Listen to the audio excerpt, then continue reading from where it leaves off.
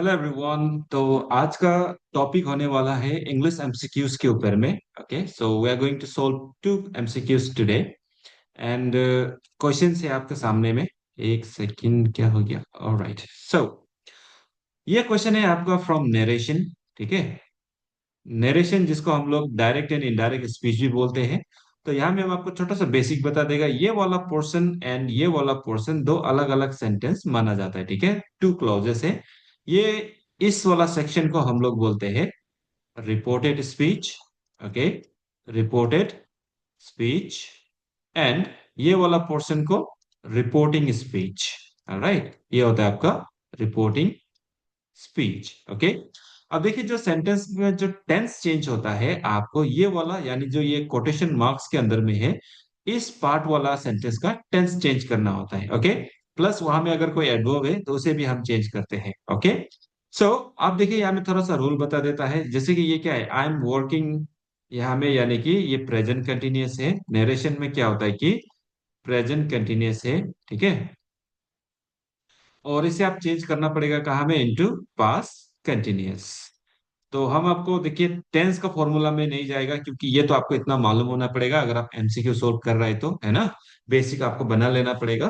फिर भी हम ट्राई कर रहे हैं कि आपको एक क्वेश्चन सोल्व करने के लिए क्या क्या चीज ध्यान देना है उसको बताने का बारे में, या तो उसके बारे में। Okay, now see, I am working on this project में हमको करना क्या होता है, आपको was working on this project, this का जगह में आपको दैट करना पड़ेगा। ठीक है, ये आपका लेट्स से कि ये डायरेक्ट हो गया और ये हो गया आपका इनडायरेक्ट। ठीक है, जब भी आप डायरेक्ट टू इनडायरेक्ट चेंज करते हो तो प्रेजेंट कंटिन्यूअस को पास्ट कंटिन्यूअस, दिस का दैट। ओके, नाउ को अगर नाउ है तो आपको बनाना पड़ेगा देन। ओके, तो काफी सारा चीज होता है, जैसे टुडे होगा तो आपको बनाना पड़ेगा दैट डे। ओके, तब यहाँ पे एक दो एग्जाम्पल दे रहा है आपको। ऑलराइट, प्लस अगर आप प्रनाउन का होता है तो प्रनाउन में आपको चेंज करने का रूल होता है। ओके, जैसे कि अगर फर्स्ट पर्सन होगा, यहाँ पे हम लिख देता है, अगर फर्स्ट पर्सन होगा आई या तो वी होगा, तो उसे चेंज करना है चेंज। ठीक है, according to according to the subject of the reporting speech. Okay, reporting speech का सब्जेक्ट का हिसाब से चेंज करना है, तो रिपोर्टिंग स्पीच का सब्जेक्ट। अगर फिर मान लो कि सेकंड पर्सन है, ठीक है, जैसे यू हो गया, तो यू होगा तो आपको फिर चेंज करना है किसका हिसाब से, changes according to. Okay, according to the object. अब सब्जेक्ट नहीं, ऑब्जेक्ट का हिसाब से, हिसाब से ऑब्जेक्ट ऑफ द दी नहीं, द रिपोर्टिंग स्पीच। ठीक है, रिपोर्टिंग, एक सेकेंड,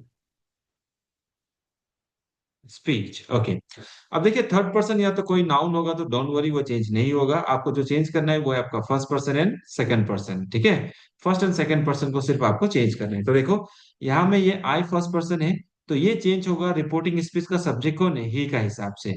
तो ये एक्चुअल में कौन है, ही है। ऑलराइट, क्योंकि ये ही ने बोला था, हम तो बस रिपोर्ट कर रहे हैं, सुना रहे हैं आपको कि ही ने क्या बोला, कि वो काम कर रहा है इस प्रोजेक्ट में, है ना।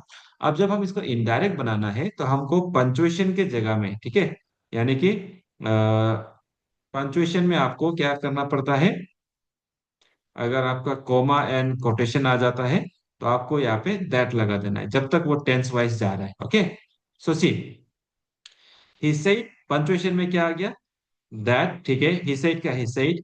अब ये आई कौन है, देखो ही है, इसलिए वापस ही आया है, इज वर्किंग नहीं होगा, प्रेजेंट का प्रेजेंट नहीं जाएगा, तो ये गलत है। ओके, फिर he said that he was working on. ठीक है, ही सेड पंचुएशन के लिए दैट। ठीक है, आई का जगह में ही लगा हुआ है क्योंकि ये ही ने बोला है, तो ही सब्जेक्ट का हिसाब से चेंज हुआ तो ही बनेगा।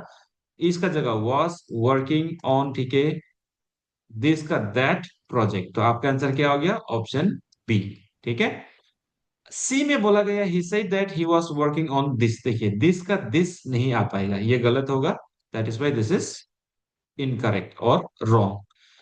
डी में क्यों गलत है देखते हैं। He said that he is, फिर से इस लगा हुआ है तो इसीलिए ये भी गलत है। Okay, so this is how you have to solve the narration questions. जब भी आपको एग्जाम में जाने से पहले प्रैक्टिस में आपको ये सारा चीज ध्यान देना है। ओके, एंड ये आपको काफी हेल्प हो सकता है अगर आप इसको अच्छा से देखेगा, अच्छा से सीखेगा। राइट, एंड जहां तक हम हो सकता है आई ट्राइड माई बेस्ट कि आपको यहाँ में सारा इन्फॉर्मेशन मिल जाए। Okay, now let's look at question number two. Two में बोला गया है she said to me do you like this painting. अब ये सेंटेंस जो है ना, ये पार्ट क्या है, रिपोर्टेड है ना, ये पार्ट क्या है, रिपोर्टिंग। तो ये जो सेंटेंस है ये क्या है आपका, डू यू लाइक बोला गया है। तो डू यू लाइक ये सिंपल प्रेजेंट है। ओके, सिंपल प्रेजेंट, और इसको आपको चेंज करना है इनटू सिंपल, क्या पे चेंज करोगे, you have to change into simple past. Alright, तो सिंपल प्रेजेंट का सिंपल पास्ट यानी कि यहां में डू या तो डज आया है। ऑलराइट, अब यहां में सॉरी, ये तो क्वेश्चन के लिए है ना, एक सेकेंड। देखिए यहां में आपका मेन वर्ब क्या है, यहाँ पे मेन वर्ब है आपका डू यू लाइक। लाइक आया है ना, बेस फॉर्म है ना, तो आपका यहाँ में जो लाइक है ये इनडायरेक्ट में आपका लाइक्ड बन जाएगा। राइट, और जो ये इंटेरोगेटिव है, ओके, यानी क्वेश्चन वाला फॉर्मेट में है ना सेंटेंस जो, राइट, इंटेरोगेटिव है, ये अफर्मेटिव बन जाएगा, यानी ये एक स्टेटमेंट बन जाएगा, अफर्मेटिव। राइट, यानी आपको स्टेटमेंट में चेंज करना है। क्वेश्चन नरेशन में क्वेश्चन को क्वेश्चन में नहीं रखते हम, ठीक है, वो एक्टिव पैसिव में होता है, लेकिन नरेशन में आपको क्वेश्चन को आंसर का फॉर्मेट में लाना होता है, यानी क्वेश्चन मार्क से वो फुल स्टॉप में चेंज होगा। राइट, और दूसरा बात, जब पंक्चुएशन है यहाँ पे आपको ध्यान देना है, यहाँ पे आप दैट नहीं लगेगा। ओके, जब तक ये हेल्पिंग वर्ब है, डू डस क्वेश्चन, यानी हेल्पिंग वर्ब क्वेश्चन जब तक रहेगा, ओके, हेल्पिंग वर्ब जब तक क्वेश्चन रहेगा तब तक आपको क्या करना होता है, आपको इफ या तो वेदर यूज करना है। इसको ऐसे कहते हैं, इफ या तो वेदर कहाँ पे चेंज करोगे, आपका कॉमा एंड कोटेशन के लिए, ठीक है। सो आई होप आपको यहाँ में जो जो जरूरी चीज है वो समझ में आ चुका है। और एक दूसरा चीज देखिए, इंटरोगेटिव में सेड हो या सेड टू हो कोई फर्क नहीं पड़ता है। ओके, सेड हो या सेड टू हो, आपको एक ही वर्ड से प्लेस कर देना है, वो होता है आस्क्ड। कई बार आपको क्वेश्चन भी आपको देखने को मिल सकता है, ठीक है, क्वेश्चन, राइट, और कभी कभी इंटरोगेटेड भी देखने को मिल सकता है, बट सबसे ज्यादा कॉमन क्या है, आस्क्ड, जैसे यहाँ में भी लिखा हुआ है। Okay, so she said to का जगह में हमने लिखा है सी आस्क्ड, किसको पूछा, ऑब्जेक्ट भी दिया हुआ है मी, मुझसे पूछा है ना, सी आस्क्ड मी, और पंक्चुएशन में क्या आना चाहिए, इफ, ठीक है, बिल्कुल। और इफ यू है ना, ये यू कौन है, अब देखिए आपको हम रूल यहाँ में बताया था, यू यानी सेकंड पर्सन चेंज किसके अकॉर्डिंग होगा, object of the reporting speech. जैसे ये वाला पार्ट में क्या है, कोमा से पहले रिपोर्टिंग है ना, तो उसका ऑब्जेक्ट यहाँ में कौन है, मी, तो ये यू चेंज होगा अकॉर्डिंग टू मी यानी सेकंड पर्सन। अब ये मी का सब्जेक्टिव प्रोनाउन क्या होगा, आई होगा, बिल्कुल सही है।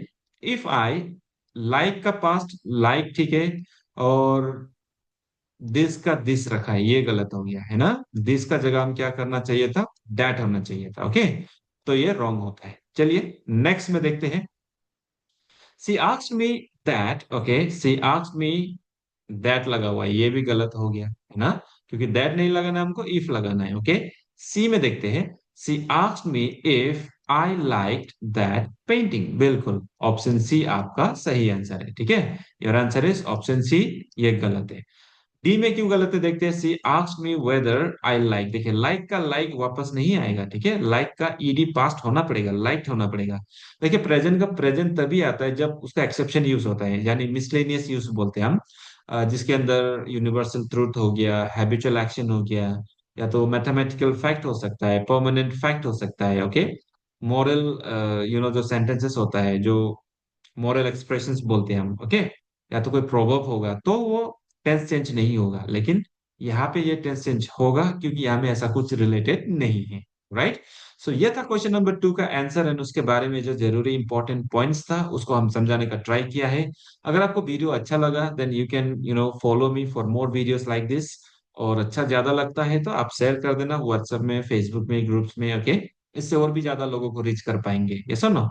प्लस अगर आप यूट्यूब में देख रहे हैं तो do not forget to follow and subscribe, sorry.